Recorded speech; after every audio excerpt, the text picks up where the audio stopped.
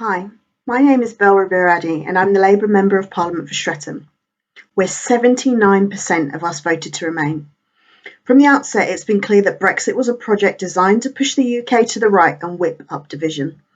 Just a couple of weeks ago, the Conservatives voted through their disastrous internal market bill, which, as they themselves acknowledged, breaches international law. Any reasonable person would think that the bill that has literally been declared illegal wouldn't make it anywhere near Parliament, let alone get voted through, but not a single Conservative MP opposed it. This is just further confirmation, if you even needed it, that we're lurching towards a disastrous No Deal Brexit. Overriding the withdrawal agreement like this just undermines what little integrity this government has left after months of double dealing and brinkmanship in its trade negotiations with the EU. The latest developments today, with Boris threatening to walk away yet again, are fooling nobody.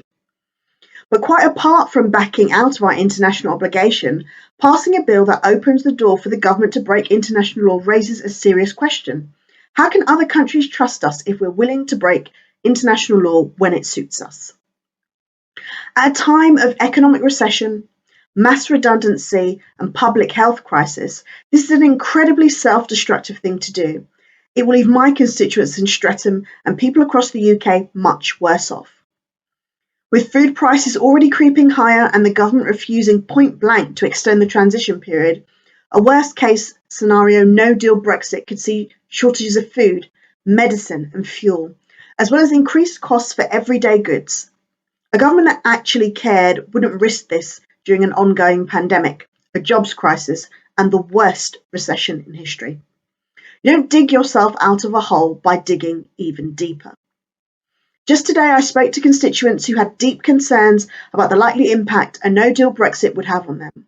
They expressed fears about pharmaceutical shortages, European travel, the citizenship status of EU citizens, and also just the staggering financial cost of actually leaving, which the government is often burying in pandemic spending. In trade, in international relations, in domestic policy making, the government's handling of Brexit is just further evidence that they think it's one rule for them and another rule for everybody else. I'm opposing a no-deal Brexit and encourage all of you to do the same. So write to your MPs and tell them to take a stand against this and say no to a no-deal Brexit.